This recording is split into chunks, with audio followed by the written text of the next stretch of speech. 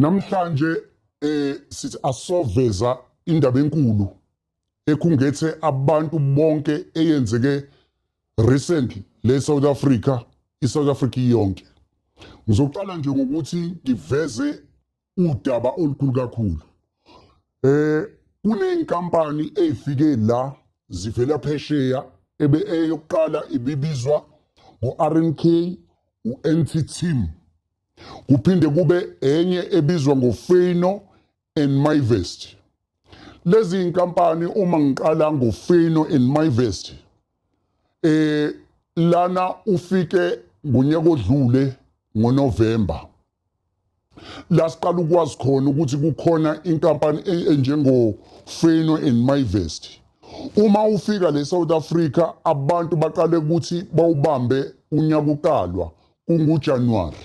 La ngoJanuary khona abathe bewubamba abantu bathenjiswa ithembiso ezinkulu.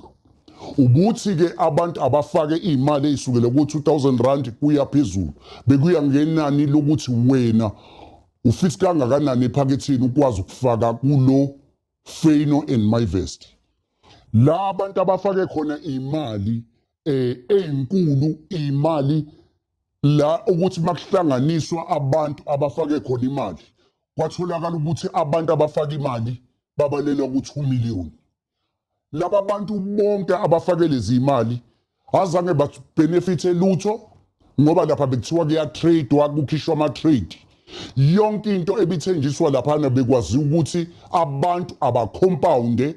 Ucompound kusho ukuthi ukukhulisa imali yakho ungayithathi.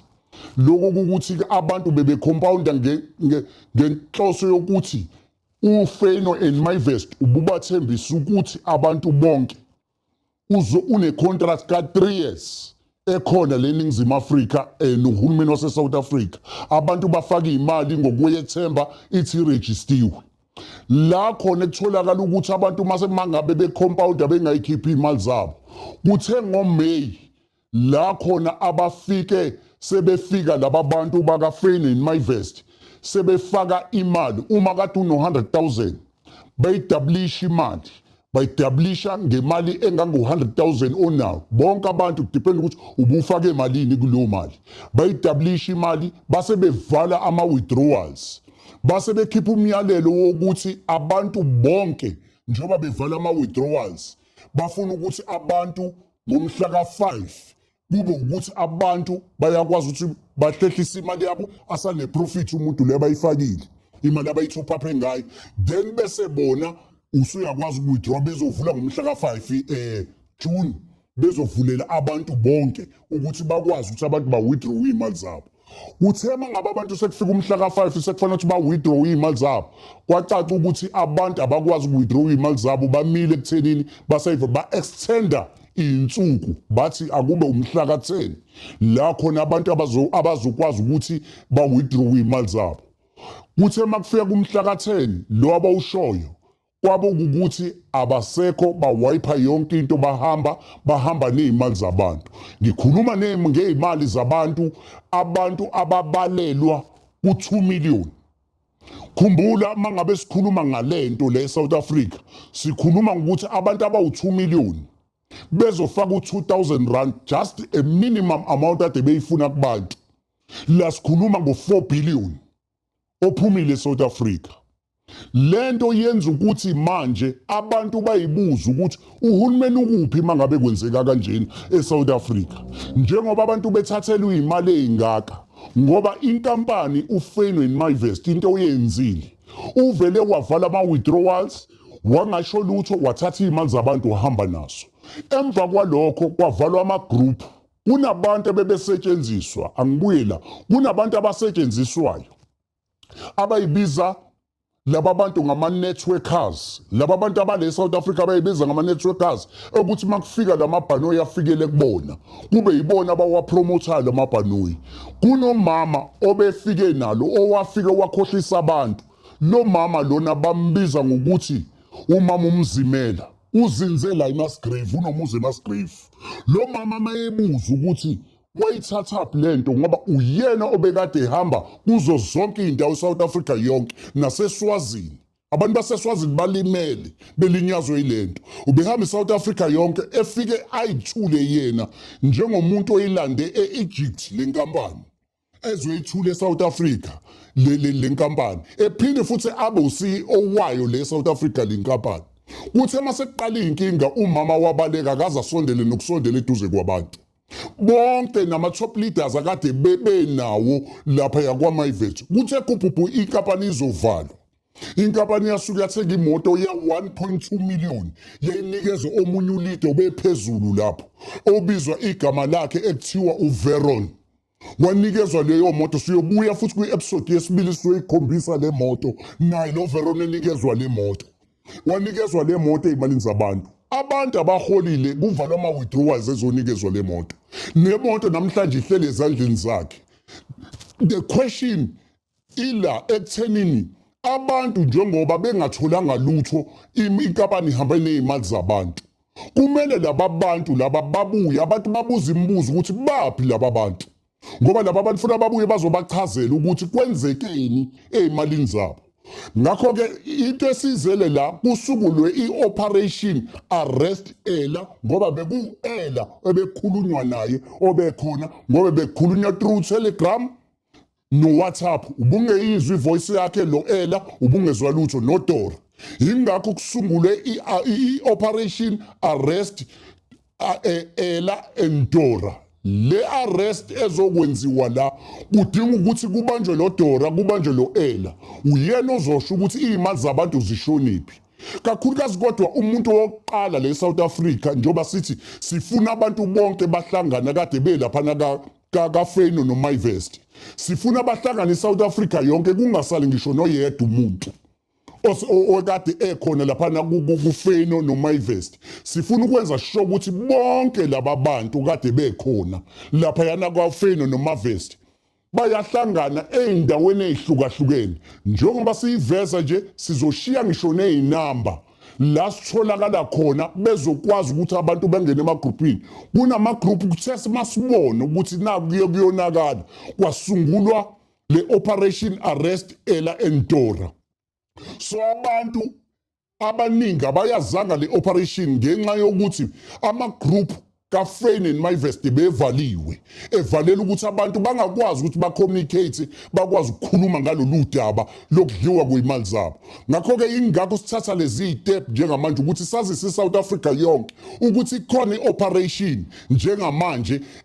i-operation ezobopha laba bantu kakhulukazi umuntu esifuna ukumbopha kuqala le South Africa sifuna ukubopha umama lothi yena umama othi walanda le nkampani eyilanda phesheya eyilanda Egypt ezoyifaka la eSouth Africa le nkampani uyena umama uMzimela esifuna ukuthi namanje njengoba senza lento uku-engage amaphoyisa ale South Africa wonkana sizohamba size sinqamuke icathulo kunqamuka izandla kunqamuka iy'nyawo sifuna ubulungiswa kulento yenzekile kade lento yayenzeke and lento masiyiqaphela njengoba ngike ngathula u-RNK u-NT Team abantu ababodwa benza lento ngiyeza ku-NT Team abantu ababodwa ngoba ngo-2022 kufike inkampani ebizwa ngoBerry yafika yathatha iy'mali zabantu iyabaleka leyo nkampani njengoba bebuya nje sebebuya baqale babuya ngo-NT Team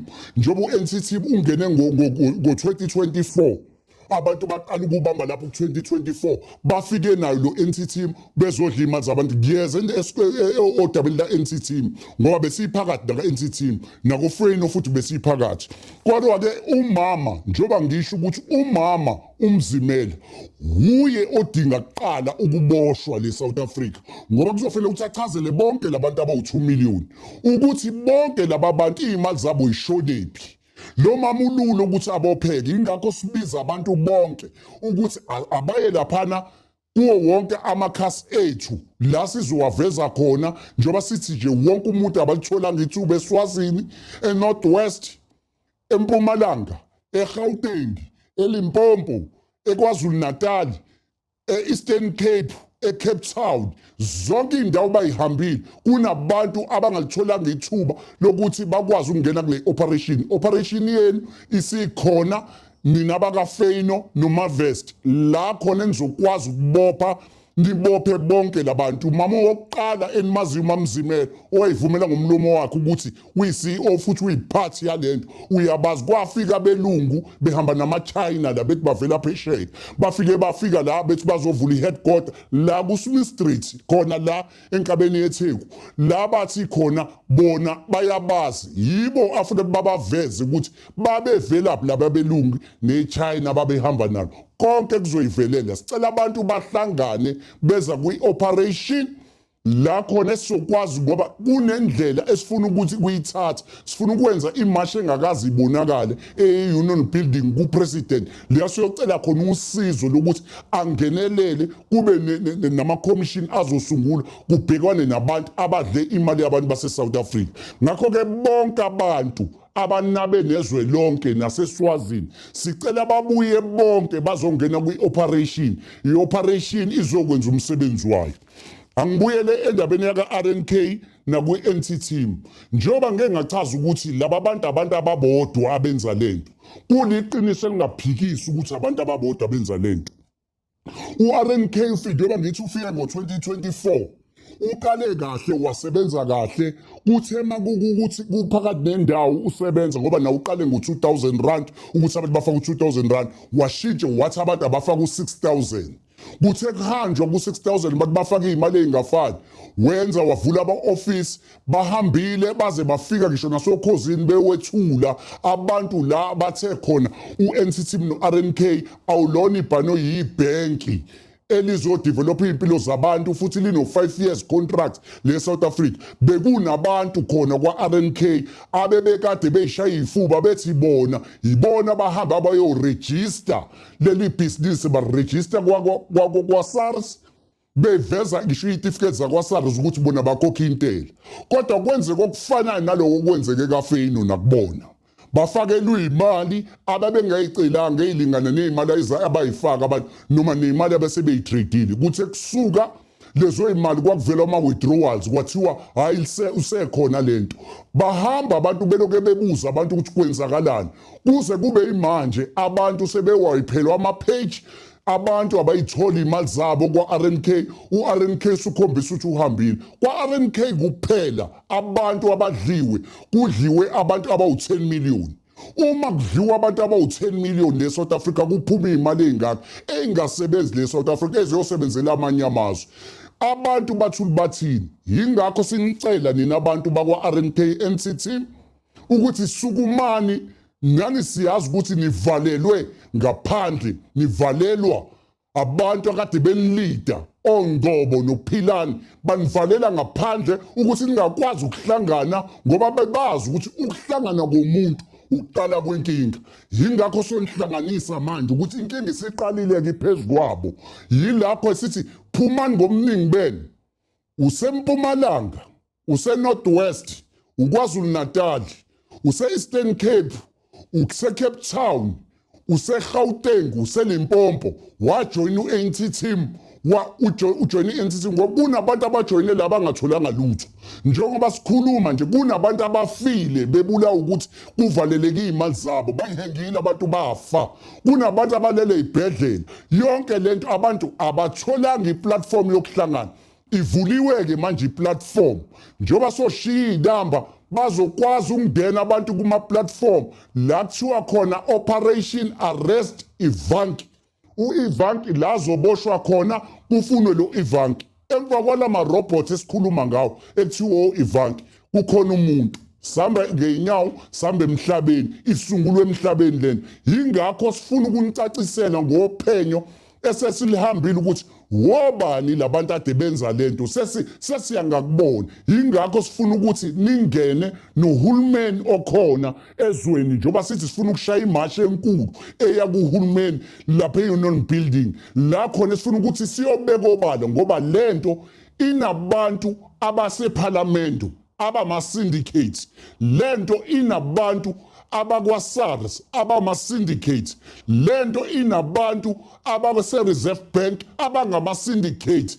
Esifuna ukukupequlwe sikubeka obala konke, ngoba masiyeka manje ukuthi siyikhulume lento, izwe liyadreneka, izwe liyaphansi. Labantu bafika vele bazothatha entweni engekho, abantu balambile, abantu banama-issues nohulumeni ukuthi imisebenzi ayikho. Lezi mali ey'zothathwa abantu beyiboleka komashonisa abanye abantu beyihole impeshenini, kukhona izalukwazi la, kuningi okwenzekile. Kuzothathwa imali evele ingekho, ithathwa abantu abayizigebengu, ama-syndicate esifuna ukuwaveza obala ukuze kuboshwe abantu. Ngakho-ke siyocela usizo ukuthi nina abantu base-South Africa, ngoba i-investigation esisambe nayo ithi asibaqoqe bonke abantu base-South Africa kuvulwa amacala. Uma sime nani bantu bakithi, ngifuna nizwe kahle, uma sime nani kwi-South Africa yonke, ayikho into ezosihlula, kuzoboshwa abantu, kuvela abantu akade bayiqala lento ukuthi bayenze. Ngakho-ke laba abafana noPhilani bakwa-RNK NC team noBaba uNgcobo kuzofanele bona bavele kuqale inkantolo. Uma siqeda imashi yibo ekufuna ukuthi bazoboshwa, kuzofanele bavele kuqale inkantolo bazochaza inkantolo zenzele ubulungiswa ukuthi uma kuthiwa untshontshile, uma phambi kwenkantolo uyeyiphruva ukuthi wena ontshontshile noma kuwena ontshontshile. Ngakho-ke yingakho sithi nabo uPhilani benoBaba uNgcobo kuzokumele bavele phambi kwenkantolo bazoyihlambulula amagama abo ukuthi bazini ngendaba yokuntshontshwa kwey'mali zabantu, njengoba kade bey'shaya ifuba bethi yibhenki leli. Ngakho-ke cela ukuthi abantu balalelisise kahle esikushoyo ukuthi abahlangane ndawo zonke, iy'nkalo zonke, kuliwe nalesi silwane sesisibambile isilwane ukuthi siqhamukaphi, kodwa sidinga abantu bonke bazongena kuthina, abantu bazokwazi ukuthi bazobopha abantu. Njengamanje ngizoshiya izinamba la bantu bezokwazi ukuthi babuyele kuma-inbox la bezongena khona kuzo zonke ama-inbox la kuma-operation ukuze bakwazi ukuthi abantu kuma-operation uqale umkhankaso. Sesiuqalile umkhankaso, sebekhona abantu. Umkhankaso awuqhubeke uye phambili. Sifuna ukwenza imashi ukhukhulela ngoqo oyovala imigwaqo kuyiwa lapha e-Union Building. Yingakho sidinga wonke umuntu odlelwe imali. La kushawe phoyisa, kwashawa mmeli, kwashawa dokotela, ngabala wonke ama-profession, kodwa la induku ezwele khona ishaye kakhulu emaphoyiseni. Umbuzo uthi uma kwazi laba bantu bongqondongqondo bekwazi ukushaya ngisho namaphoyisa, kusho ukuthi siyihlalele le-South Africa, asinawo umthetho.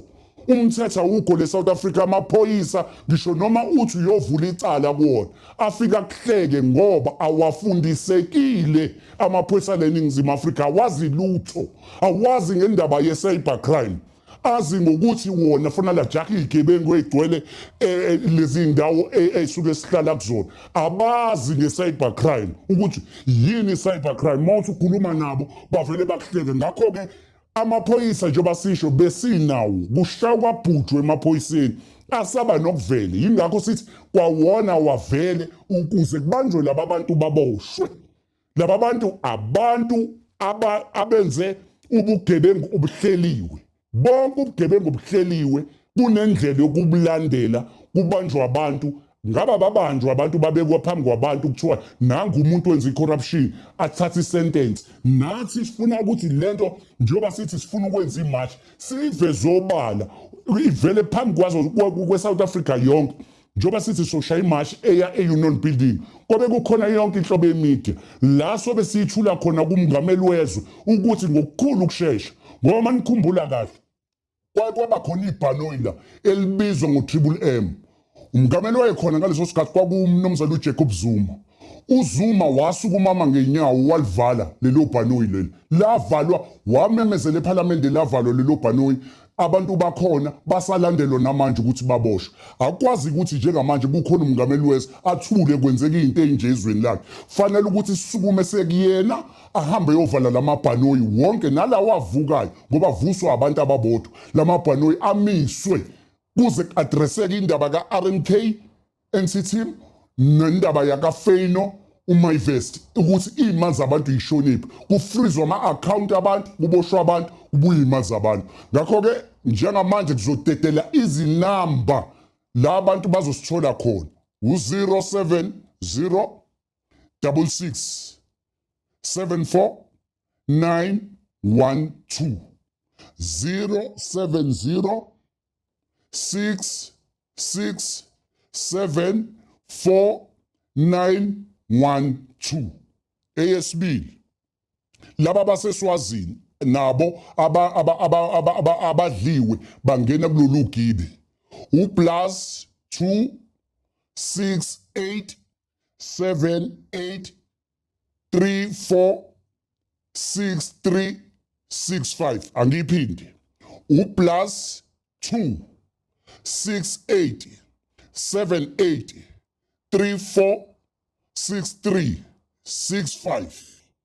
Enye futhi yale South Africa abantu abazosithola kuyona u-079 601 4574 079 601 4574. Yizo kuyinamba lezi enizosithola kuzona uma nis-inboxa bantu base-South Africa bakwa-RNK NC team nabantu baka-Fane and MyVest. Yizona iy'namba enizosithola kuzona enizokwazi ukuthi emagruphini ningene nithole abafowenu nodadewenu abacula icule elilodwa ukuthi sidliwe izigebengu sekuseduze ukuthi sizibambe. Ngiyabonga.